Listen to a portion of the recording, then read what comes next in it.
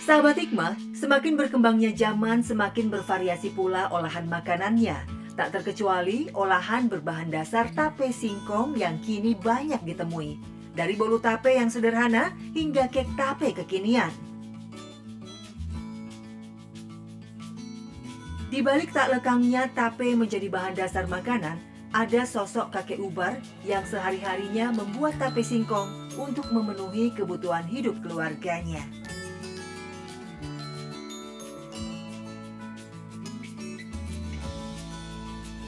Di usianya yang menginjak 70 tahun ini, kakek Ubar sudah melakoni pekerjaan membuat tape singkong selama 11 tahun.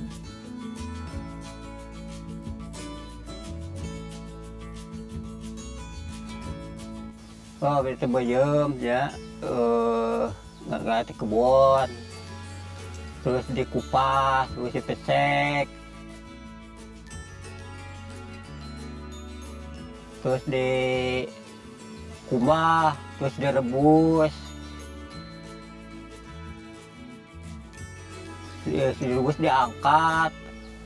diangkat, ditiiskeun, terus ditiiskeun di ragian. Terus di ragian tetapkan karena tolok beda 2 hari ya dua dinten kita di icalan teh bayu.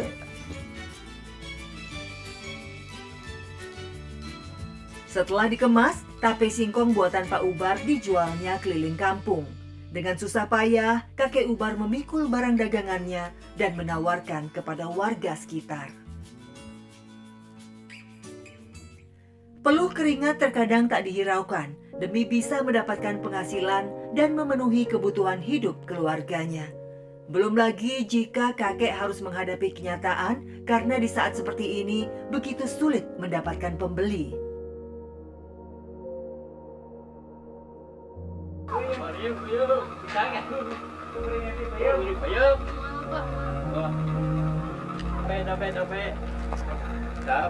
Tape. Ya, tapi dari adalah hese, kayak luical gitu aja, sampai detek gitu kan. Ya gue malah sesah gitu. Kadang-kadang ayam agak gitu.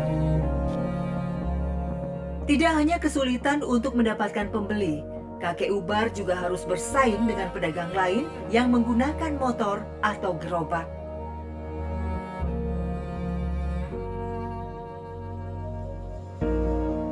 Hal inilah yang menjadi kendala kakek Ubar. Jangankan untuk membeli motor ataupun membuat gerobak, sekadar punya modal untuk berjualan pun sudah disyukurinya. Jadi kadang ya kadang motor di roda gitu ya. Misalnya dikeliling kampung-kampung gitu. Kadang saya kayak gitu. Dalam seminggu, kakek Ubar hanya mampu jualan keliling kampung 2 hari sekali karena proses pembuatan tapenya sendiri memakan waktu hingga 2 hari. Jika dagangannya tidak laku, terpaksa tape-tape buatannya itu dibuang lantaran basi.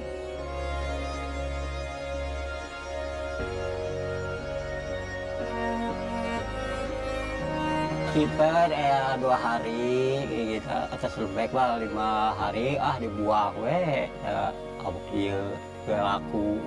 Penghasilan kakek dari berjualan tape dalam sehari berkisar 20 hingga 30 ribu rupiah. Tentu saja angka yang terbilang kecil untuk memenuhi kebutuhan saat ini.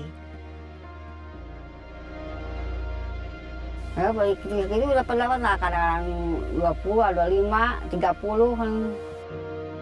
Dicukup baik, nah kemarin cukup segitu, alhamdulillah.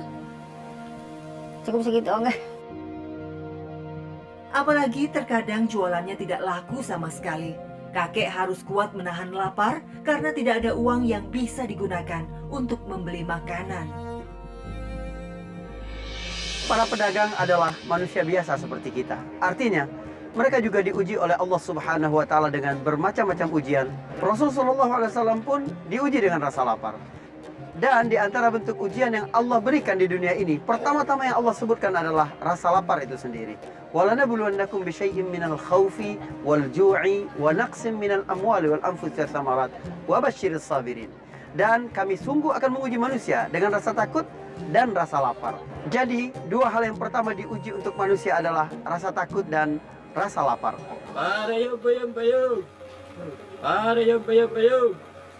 Kadang-kala aya 20.000, aya 25 gitu. Kadang aya kagak aya gitu. Hese. Oh jata aya gak makan, aya gak henteu gitu. Bisa susah ya selesai. Itu laku dijualan gitu.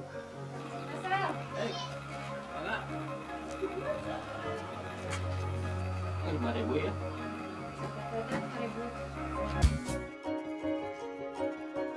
Dari sedikit pembeli, masih ada warga kampung yang menyukai bahkan menunggu-nunggu tape singkong Pak Ubar. Dimakan, kadang diolah, digoreng, buat cemilan sama kopi. Beda dari yang lain, kadang digoreng, rasanya enak legit. Selain itu, kakek Ubar juga terkadang kesulitan mendapatkan bahan baku untuk membuat tapenya. Bukan hanya singkong yang susah didapat, tapi sering juga untuk membeli ragi sebagai fermentasi tape pun terkadang tak ada. Untuk mendapatkan bahan bakunya berupa singkong, Pak Ubar dibantu istrinya harus membeli singkong dari kebun milik tetangga. Bantuan ya.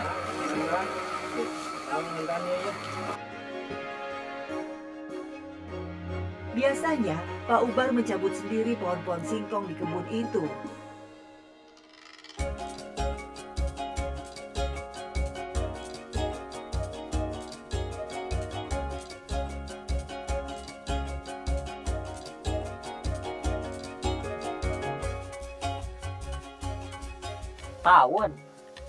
Setahun ke panen umur ada tahun. Namun cobaan seolah tak pernah berhenti. Pernah kebun singkong tempat mereka menggantungkan hidup terkena bencana. Rusak apa kaurugan, apa kubegu. Kau tuh sebar heuleuh saya eta ku kaurugan di luhur di kahanap. Henteu atuh teh jualan sampeun teu aya saya urug.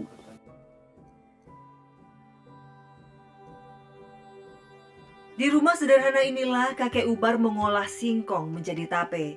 Hanya butuh ragi untuk membuat singkong menjadi tape. Sementara bahan baku singkongnya ia beli dari kebun orang lain.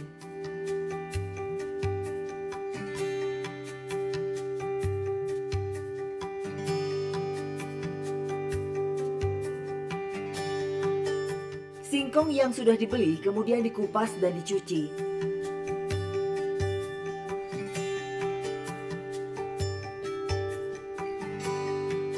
Sesudah dicuci bersih, barulah direbus hingga setengah matang.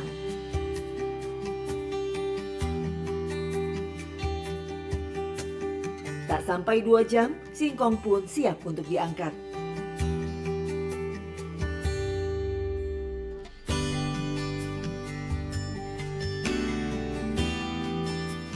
Istirahat teh 2 jam lah, 2 jam setengah asak, ya setengah batang ya.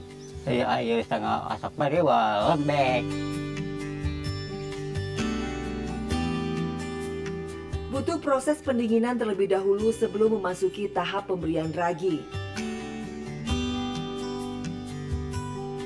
Setelah dingin, barulah singkong ditaburi ragi, kemudian dimasukkan keranjang, dan selanjutnya akan didiamkan selama 2 hari.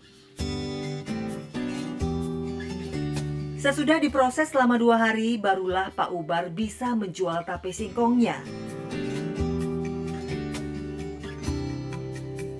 Karena proses yang cukup panjang ini, wajar jika terkadang kakek Ubar merasa sedih jika dagangannya tidak laku terjual. Bisa. Kadang-kala ya tidak kebunan, jadi ayah tidak buat kakak pisang, tahu itu ya. Pak Ubar hanya bisa berserah diri kepada Allah Subhanahu wa Ta'ala dan berharap rezekinya cepat datang menghampiri. Karena itulah, untuk menambah penghasilannya, kakek pun tak mau berdiam diri. ia ikut membantu membersihkan sawah orang lain.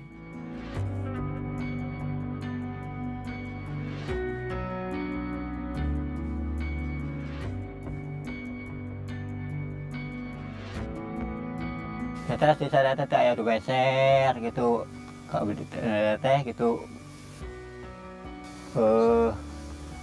Ada udah gitu sok kulik gitu. Kulat koret gitu. Oh ya teh ngubon, macul gitu. Ada tadi di samping ada mau pengen ke sawah, macul, koret. Sang istri Nenek Eti tak mau berpangku tangan. Ia tak tega melihat kakek Ubar pontang-panting mencari nafkah.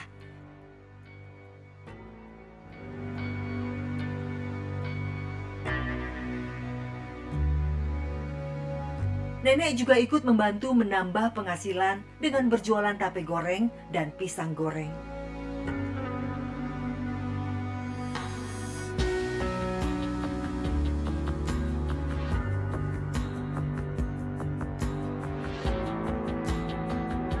Meski hidup dalam kekurangan, nenek berusia 60 tahun ini tetap merasa bersyukur dan tak mengenal lelah untuk terus berjuang bersama kakek agar bisa bertahan hidup.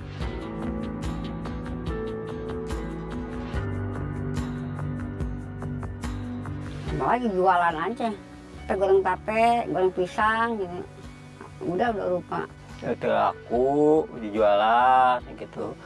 Kayak makan, ada enggak gitu. Kamu itu aku mah kasul tiasa makan sama serbeas ya kape serbeas gitu kita. Kape serbeas teh makan. Oh jadi aya enggak makan, aya enggak ente gitu. Bisa sisa ya selesai.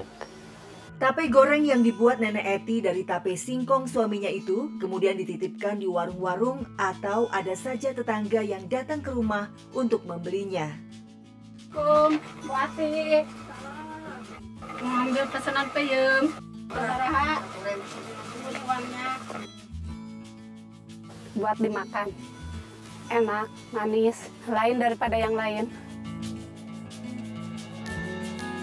Nenek Eti pun membawa tape goreng buatannya ke warung-warung, sembari berharap dagangannya laku untuk makan mereka sekeluarga.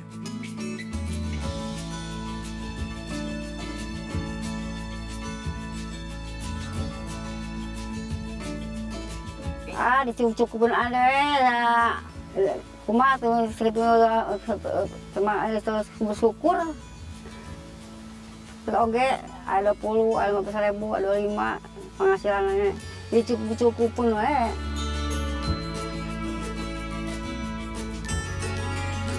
Namun, Nenek Eti tidak pernah berhenti berharap dan berdoa agar kelak kehidupannya akan membaik dan diberikan kemudahan rezeki untuk keluarganya.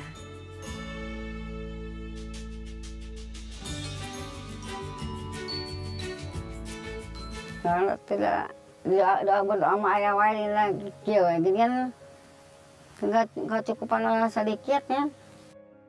Karena yang sama ayah kemajuan gitu. Ayah cukupan orang misalkan putra gitu. Kayak suami we gitu. Kadang kasih persihaan gitu ke putra saat itu mungkin gitu. Itu gaduh terus ka murangkali we nanaon ge kasulitan tegaduh resiko murangkali gitu. Kadang ada air masuk ka warung namut neula gitu. Kasih air tegaduh di bumi itu resiko teh. Gitu we atas gitu. Harapan Bapak mudah-mudahan udah laku wae. Di dalam surat Al-Fussilat ayat 30, sesungguhnya orang-orang yang mengatakan Tuhan kami adalah Allah, kemudian mereka istiqomah, maka malaikat akan turun kepada mereka dengan mengatakan, janganlah kamu takut dan jangan pula bersedih hati, dan bergembiralah dengan jannah yang telah dijanjikan Allah kepadamu. Ahabbul a'mal ilallah adwamuha wa in qalla. Sebaik-baik amal di sisi Allah Subhanahu wa taala adalah yang dilakukan secara terus-menerus walaupun sedikit. Tentu saja hadis ini bukan hanya bicara tentang ibadah ritual, tetapi juga bagaimana seseorang menekuni apa yang telah dia mulai. Memang dalam kehidupan ini segala sesuatu harus dilakukan secara bertahap. La tarkabunna tabaqan an tabaq. Tapi kesetiaan kita kepada profesi yang kita jalani adalah bagian lain. Bagaimana kita menekuni ini dengan sungguh-sungguh. Ketika Rasul SAW mengajak para sahabat hijrah dari Mekah ke Madinah dan profesi mereka adalah pedagang, Rasulullah tidak memaksa mereka tiba-tiba menjadi petani karena Madinah adalah negeri yang agraris. Tetapi mereka tetap setia dengan keahlian mereka. Jadilah perdagangan di Madinah sangat maju setelah hijrahnya orang-orang Mekah ke negeri Madinah. Menggali hikmah, menuai berkah. Assalamualaikum warahmatullahi wabarakatuh.